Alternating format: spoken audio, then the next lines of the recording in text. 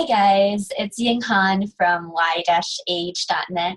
I'm a peak performance and innovation coach, speaker. I run group programs and helping people really come into their you only live once business style. And today I'm so honored to be here with you in the TCK Summit 2017 to talk about this incredibly important and moving topic when you can really go deep with it, self-care. So taking good care of you means the people in your life are going to receive the best of you and not just what's left of you. Carl Bryan. So welcome to today's topic, self-care, and I really want to acknowledge Salonia, Grace, and the whole Change School community for really putting forth their love, their energy, and just so much space and resources for people who are going through change, who are aligning their values and their visions to their lives. I want to acknowledge you guys for being here today to listen in on this topic and for stepping into and beyond what's possible for yourself and having the open mind and just embracing the idea that, hey, maybe I can get more self-care because really that's what fuels us. Can I share a little bit more about why I am so passionate about this topic? So I used to be, so I'm an expat, or rather a TCK, born in Singapore, lived in Germany, Hong Kong, Shanghai twice, Taiwan, California, all over the coast. And then in the last 2 years have been running a business that brought me, so I don't even know how many more countries there were, but just all over the world.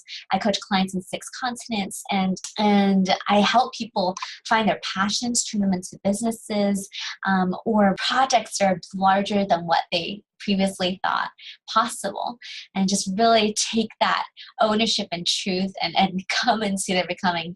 And a huge part of that is self-care. And I mean, my life wasn't always like this, right? I used to work in corporate, and I used to have, graduated from a great college, got a master's in innovation, and on paper, and was working for a name brand advertising agency, and on paper everything seemed really perfect, but inside I just felt that there wasn't excitement and there wasn't that that fire that I knew that I could have. And I knew that there was something more. And at that same time, I was going through so much confusion and anxiety that my health started to take a toll. And during the time that happened, I had to make a decision of whether to choose to do and continue in what I was doing or to heal myself and to find out what it is that I needed to do to change my life, what change I needed to do in my life so that I could live out what I really wanted and be healthy, happy, alive, and contribute and impact the world in the way that I was really put here to do. And that took all kinds of self-awareness, self-care, and self-love. I mean, today I just have so much honor and so much gratitude to be able to work alongside my clients to help them change their lives and help them reach into their best selves by giving them the fuel and uncovering all the genius and uniqueness that they have in them.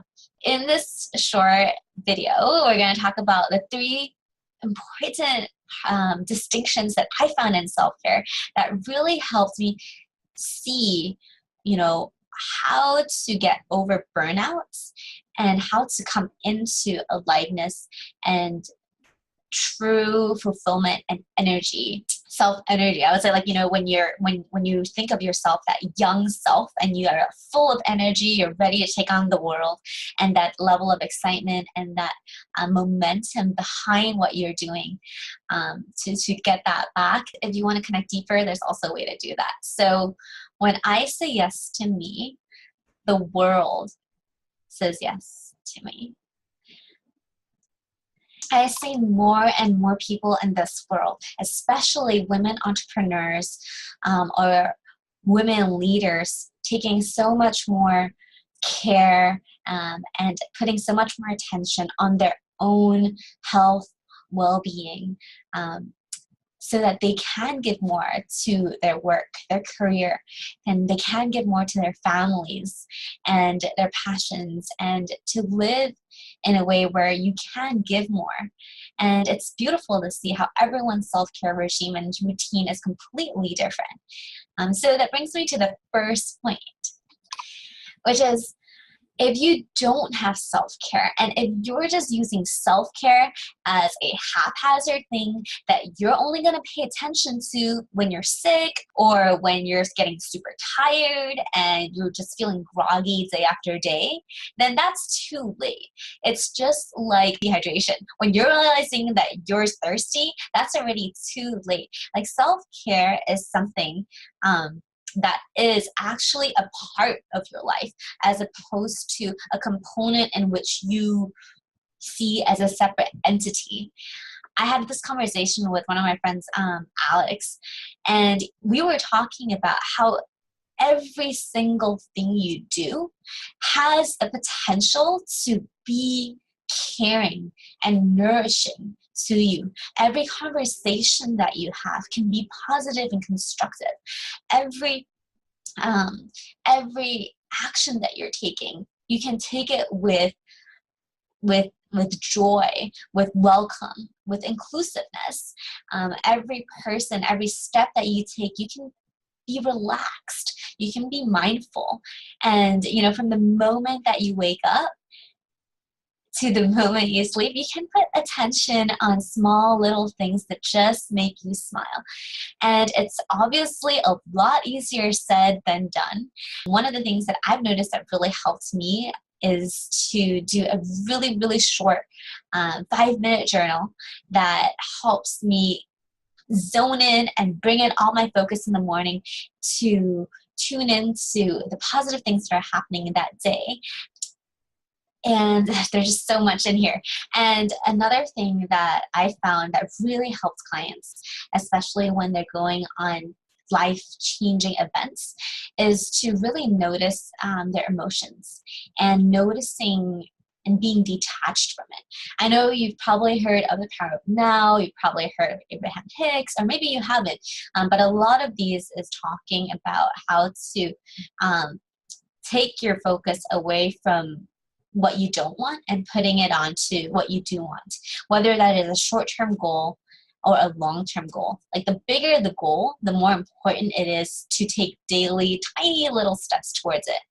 It's so easy to say, and I know, like, when I put it in action and I'm going on my day-to-day activities, it's actually so crucial and makes all the difference. 2 months now, I've started writing in the 5-minute journal that I was just talking to you guys about. And it makes a significant difference. And best thing is, when your partner, if you wake up with a partner next to you, sees you do this, they also get influenced. And I've known many partners who actually do this activity together, and it really builds relationship, which brings me to the second point that I want to make about self-care.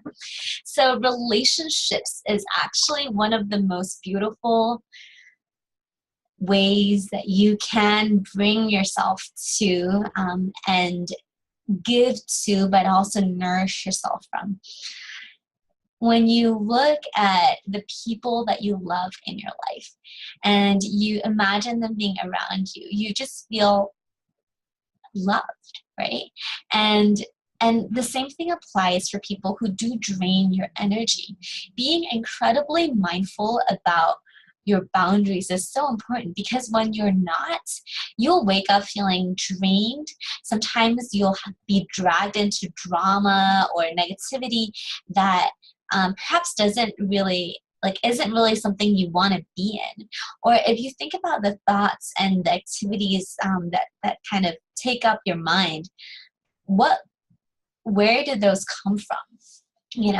So when you start noticing certain people are more positive and supportive in your life, as opposed to drainers, I mean, I'm sure they don't mean to in most cases, but sometimes they just drain your energy, then it's paramount to take care of that energy and take care of yourself, being really aware that when you are around people who drain your energy, to put up this invisible wall or a way to make sure that you know to separate the energy that they're bringing to you. So if this sounds a little esoteric, just think of it as if certain times people are doubting you or are giving you negative feedback or are criticizing you, to just know that that is their opinion and you're going to take what is useful and helpful and supportive for you, and to not need to replay that in your head over and over again. This especially happens if that person means a lot to us. So I noticed this in early entrepreneurs, especially for people who are also solopreneurs, looking at other competition around, thinking to themselves like, man, like, you know, I need to be bigger, I need to be better, and what I'm doing is not good enough. This kind of self-talk, when you're noticing even yourself, when you're in relationship with yourself and you're realizing that this conversation is draining energy, just pick yourself out, take it out of that conversation and put it into, okay, I want to become more confident. Let's focus on the things that I do want to get done in this quarter. You know, the projects that I do want to see in action and the actions that I do want to take in order to get to my goals. And that type of emotional management within the relationship with yourself and in the awareness of your relationship with others is a form of self-care. So the biggest mistakes that people make is that they allow themselves to get dragged into everyone else's energy. And the solution is just to take back that power, allow your energy to actually be the one that you're living in, and being okay with feeling your emotions and feeling positive, even if the situation calls for you to empathize. You can empathize. And remember also that the only way to help other people out is to stand in your own energy so that you can lift them up in their own energy. We can go deeper if you want, but this is so important. And I've seen so many people just, when they get this point, like their momentum, you know, stuckness just kind of lifts. So the third point that I wanted to make on that same tone and is energy management. So self-care in the context of energy management, knowing what brings you joy. This is the Marie Kondo book. It just like kind of came into my mind, which is really funny. The sparks joy, like what sparks joy in your life, right? You know, it's like all the things that spark joy, whether it is the gym, yoga, friendships, relationships, knowing a bucket of things that spark joy and that bring you energy in your life will allow you to always have a source of positivity, of nourishment. I would love some social energy and I want to be with my friends. I really want deep connections. I want really, really deep heart-to-hearts with people. Or you can think about it in the sense of like, I really want to just spend some alone time with myself and nourish myself, take a really nice bath, light a candle, put some sea salt in the water. I try to do this like weekly. Put a bath bomb in, put down some meditation music, and just really enjoy yourself. What gives you relaxation and enjoyment? And what are those things that you haven't yet discovered? Self-care is a journey, it's an adventure.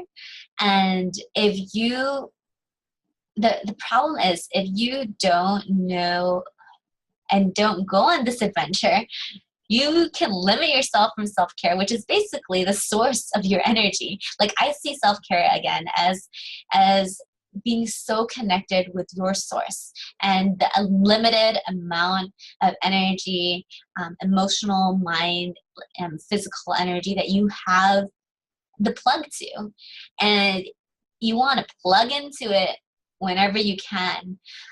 But when you start chronicalizing and chronicling the different things that you do and knowing, okay, which things bring me more energy, and personally for you as an experiment or as a adventure, then you're going to start realizing, okay, maybe taking a beautiful bath is going to give me a level 8 energy. And, you know, having a really beautiful heart-to-heart conversation with my sweetheart at a date is going to give me like 7.5 or 8 or 9 on energy, and slowly and surely you'll realize you'll be so tuned in to what gives you energy that it's so easy for you to fill your cup up so you can fill and make that impact, step into the world, and continuously give to the world without being burnt out. Because that's the name of the game, right?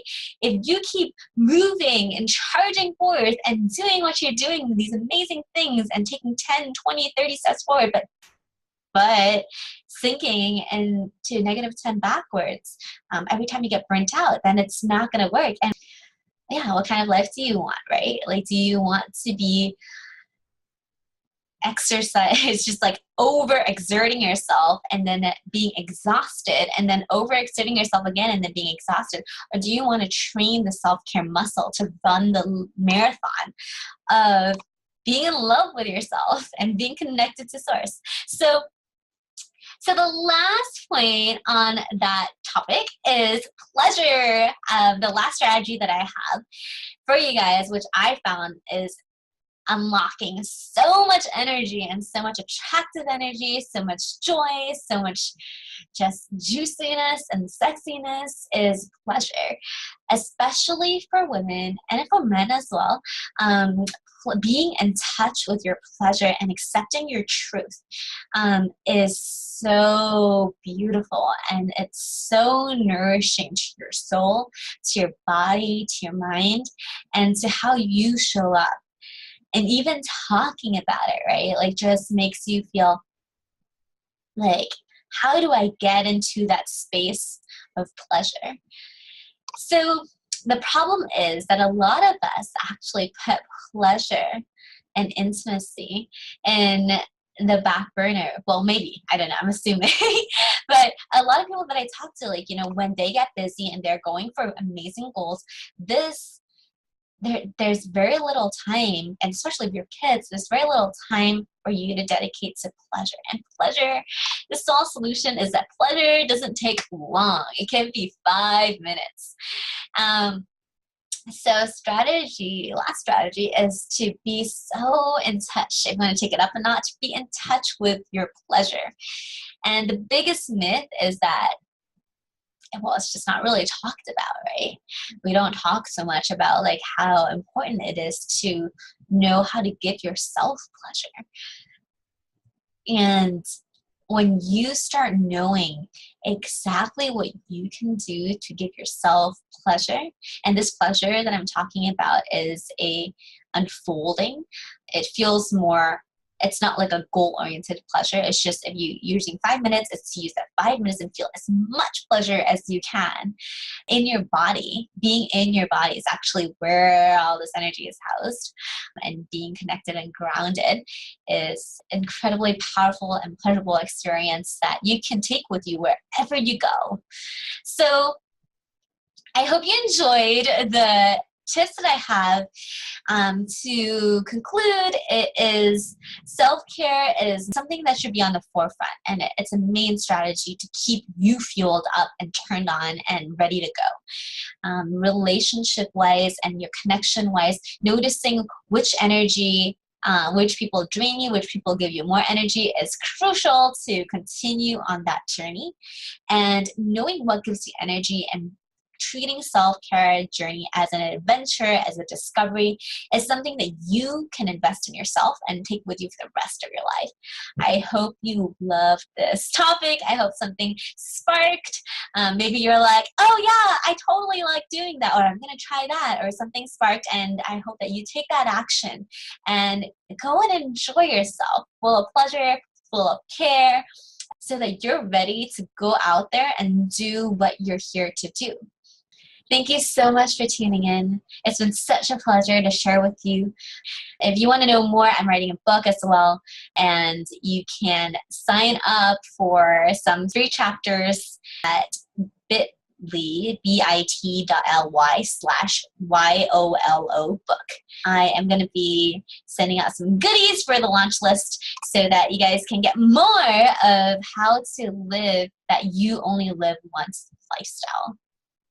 I feel that when everyone starts taking care of themselves, they're able to take care of those around them more. And together, we'll be able to take care of bigger communities and really contribute so much more of ourselves to our goals as a global society, right? And it's just so, so, so important to put so much love for yourself and care so that you can pass that on. So hopefully something resonated and you love this, and I will see you around. Bye.